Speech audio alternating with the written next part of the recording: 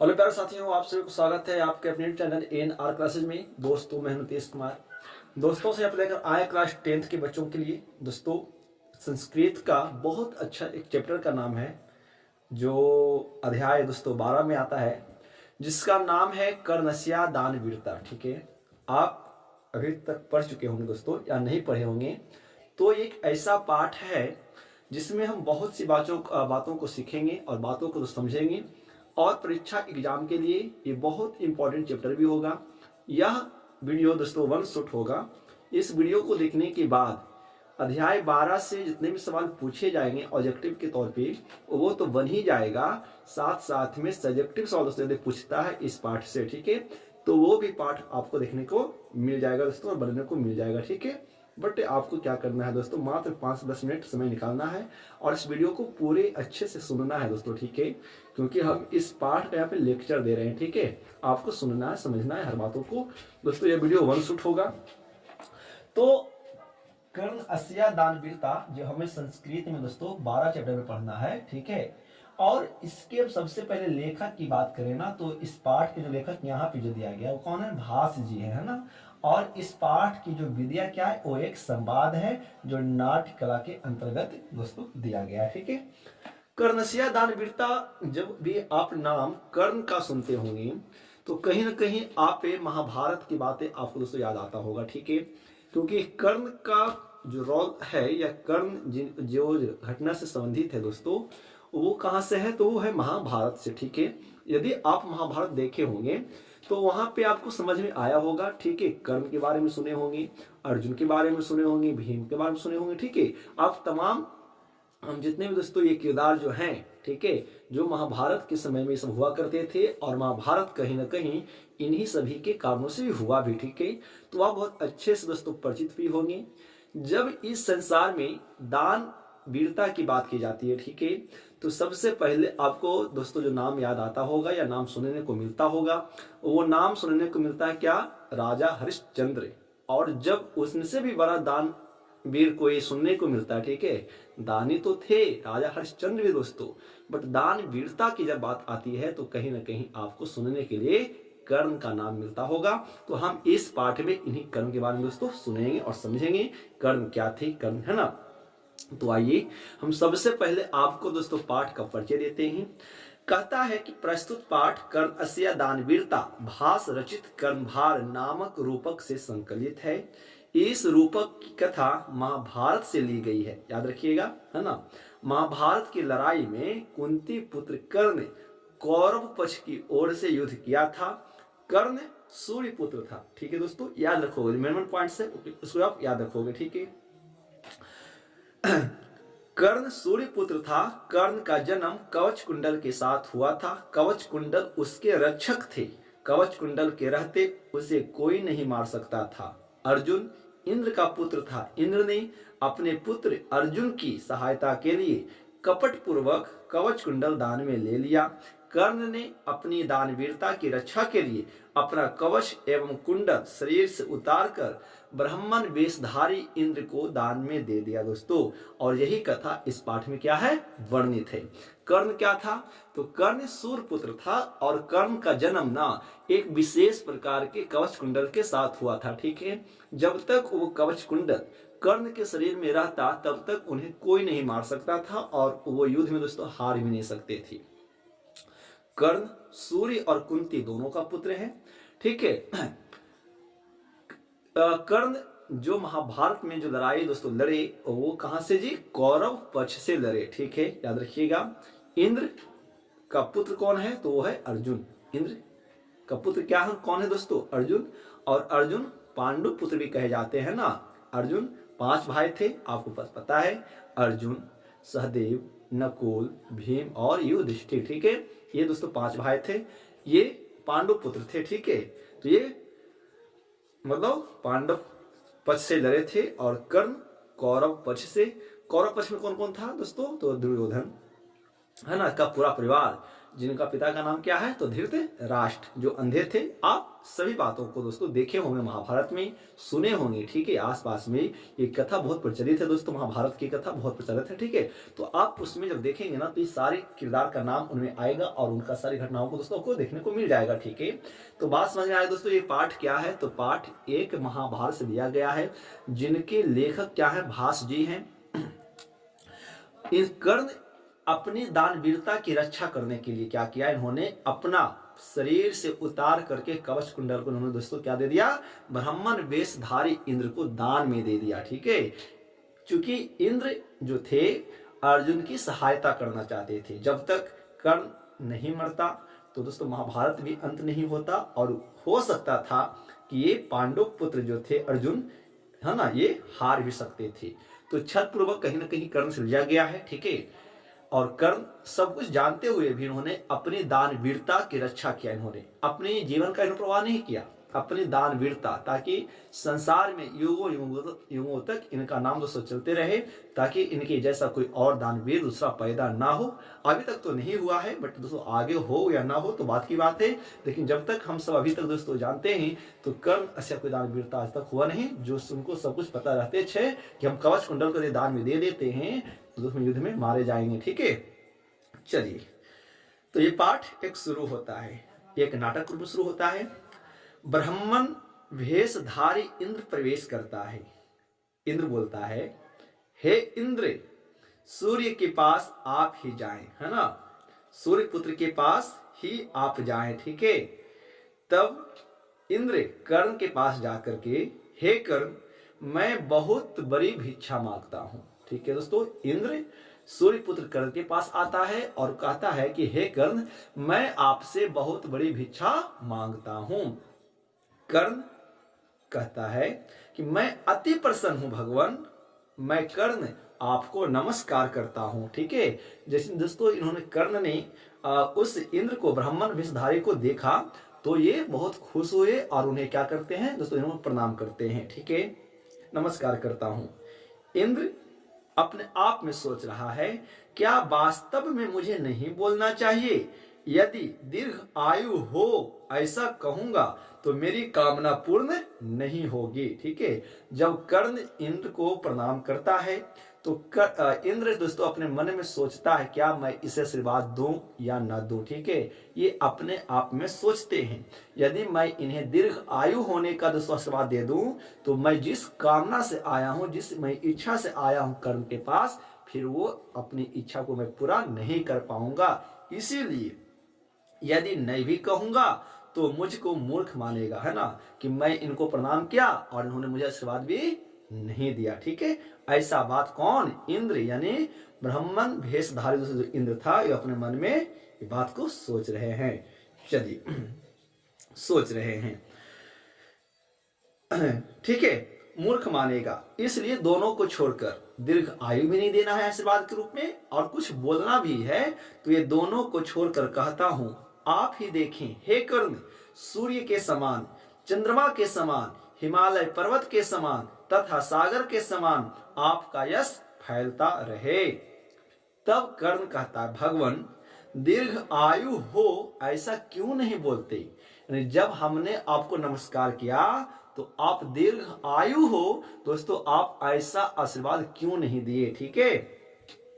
अथवा ऐसा कहना ही अच्छा है, क्या दीर्घ आयु नहीं कहे तो क्या ऐसा ही कहना अच्छा है, कैसा, कि आप सूर्य के समान, चंद्रमा के समान, हिमालय पर्वत के समान, सागर के समान आपका यश फैलता रहे। ये कर्ण जो है उस ब्राह्मण वेशधारी इंद्र से प्रश्न करते हैं, ठीक है।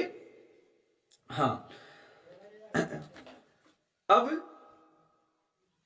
कर्ण फिर आगे बोलता है कि श्रीमान आप क्या चाहते हैं, मैं क्या दूं?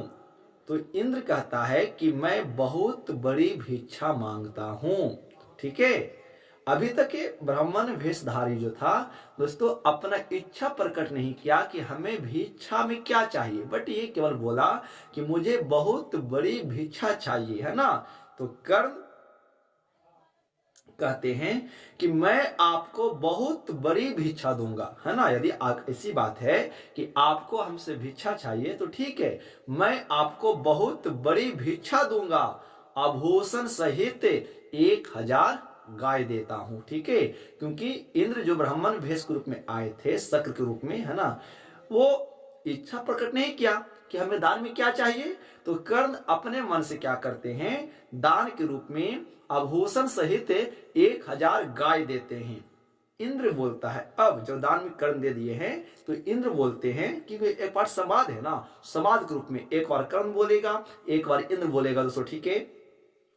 तो इंद्र बोलता है 1000 गाय, मैं थोड़ी देर दूध पीऊंगा, नहीं चाहिए कर्ण, नहीं चाहता हूं, है ना। मैं 1000 गाय लेकर क्या करूंगा, मैं तो थोड़ी देर ही दूध न पीऊंगा, फिर मैं क्या करूंगा इस गाय को, ठीक है। इसीलिए नहीं चाहिए कर्ण, मैं नहीं चाहता हूं, ऐसा कहकर उन्होंने दान लेने से मना कर देता है, ठीक है।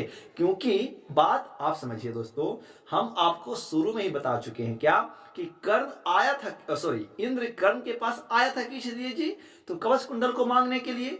तो कवच कुंडल को कर्ण तो दान में दे रहा है नहीं, तो कुछ और दान में दे रहा है, तो इंद्र क्यों लेगा भाई, क्योंकि जो उस पर्पस से आया है कर्ण के पास दोस्तों, वो उनको तो दान में दे ही नहीं रहा है कर्ण, तो वो क्यों लेगा, ठीक है। बट कर्ण की क्या पता है कि हम में से कवच कुंडल लेने आया है।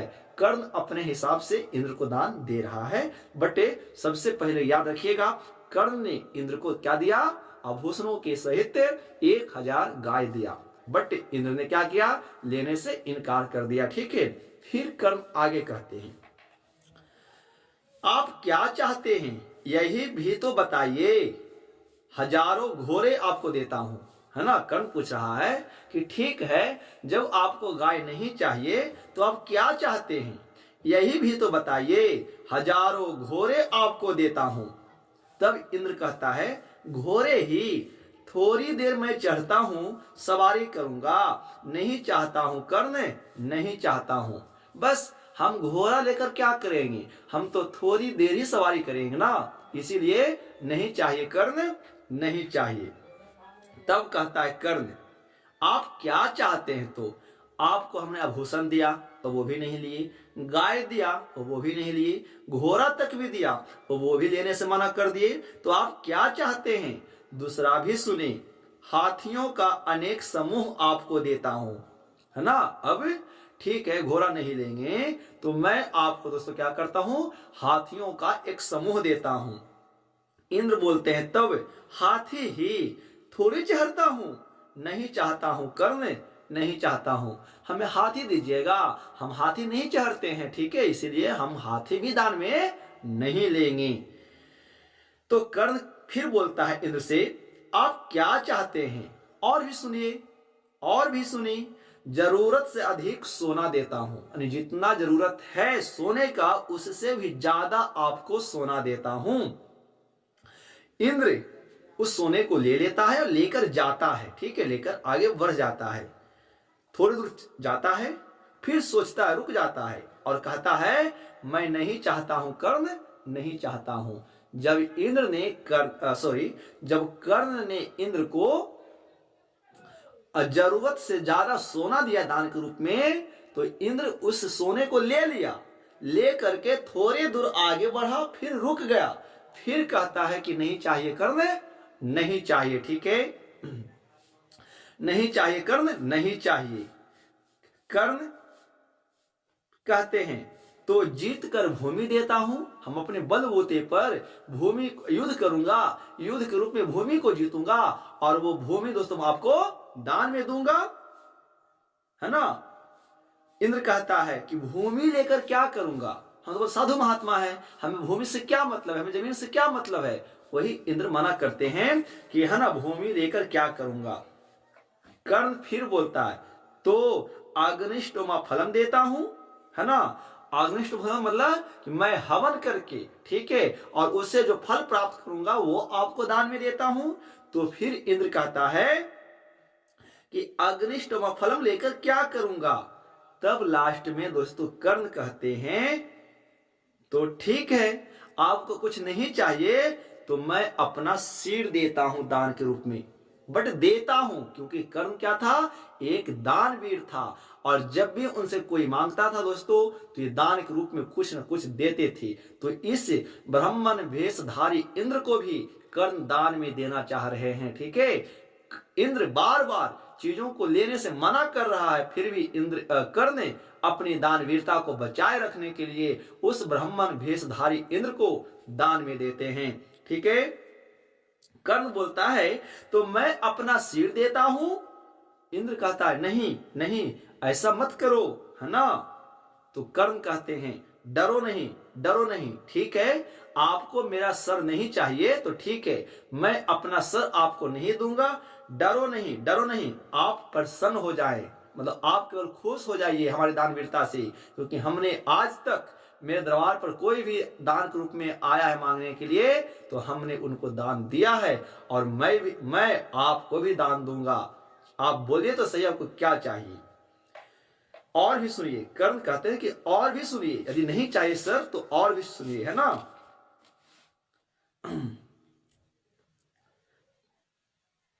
ठीक है, कर्ण कहता है कि मेरा जन्म इस कवच कुंडल के साथ हुआ है, यह कवच देता तथा असुरों के द्वारा भेद नहीं है ना।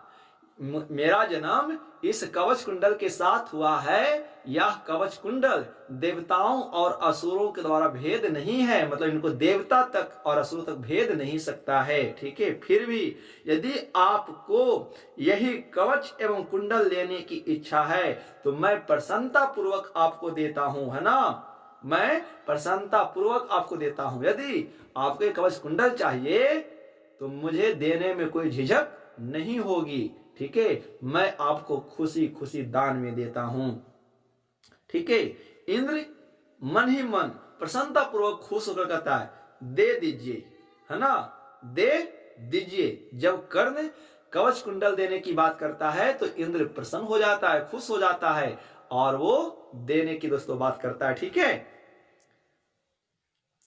तब जब कर्ण अपना कवच कुंडल इंद्र को दान में देता है तो उनका सारथी शैलराज, जिनका नाम क्या था जी, शैलराज, याद रखिएगा दोस्तों। ठीक है, उनका जो रथ का जो सारथी था शैलराज, वो कह रहे हैं हे अंगराज, है ना, हे अंगराज।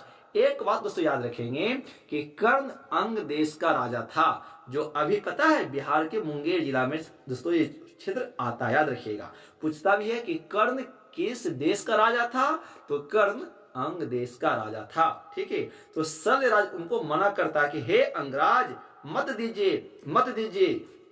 तब कर्ण बोलते हैं अपने सारथी से शैलराज को कि शैलराज मत रोको, मत रोको, देखो, क्या, सुनिए, देखिए, हम नहीं रोकिए, हम जानते हैं कि ये सब एक यहाँ पे साजिश है मेरे प्रति, फिर भी हमें नहीं रोकिए शैलराज।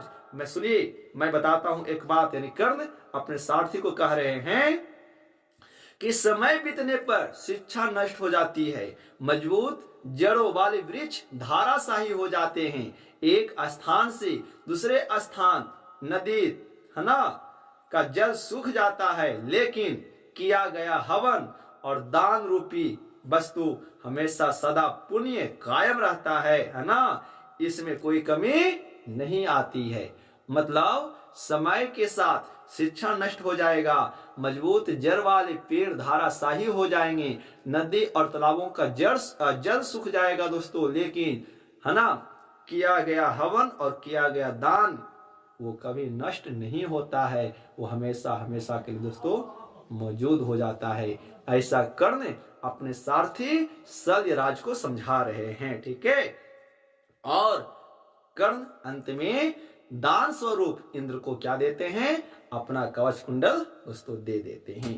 तो इस प्रकार से कर्ण की दानवीरता आप पाठ को समझें, सुने, और दोस्तों इसीलिए आज तक कर्ण के ऐसा कोई दानवीर अभी तक पैदा ना हुआ है, ना आने वाले दिनों में भी होगा, जो इनको पता था कि यदि हम कवच कुंडल दान में दे देंगे और जब युद्ध करने के लिए हम कल जाएंगे तो दोस्तों हमें वहां पर वीर गति की प्राप्ति होगी, हम मारे जाएंगे। ये अपनी दानवीरता को बचाए रखने के लिए इंद्र ने इतना बड़ा त्याग दिया ताकि इनकी दानवीरता युगों युगों तक दोस्तों जिंदा रह सके। इसीलिए कर्ण के जैसा दानवीरता आज तक कोई पैदा नहीं हुआ है साथियों। तो ये था एक आपका चैप्टर, बहुत प्यारा सा, कर्ण असिया दानवीरता। अब दोस्तों उम्मीद है इस चैप्टर से जितने भी सवाल ऑब्जेक्टिव के रूप में आएंगे, सब्जेक्टिव के रूप में आएंगे दोस्तों, ये सवाल आपसे बनेगा। हम कल के वीडियो में क्या करके लेकर आएंगे, तो इस पाठ का जितने भी हिंदी सवाल दोस्तों पूछता है एग्जाम में, वो सवाल को हम लेकर आएंगे दोस्तों। ठीक है, तब तक के लिए नमस्कार, मिलते हैं अगले वीडियो में। जय हिंद, वंदे मातरम।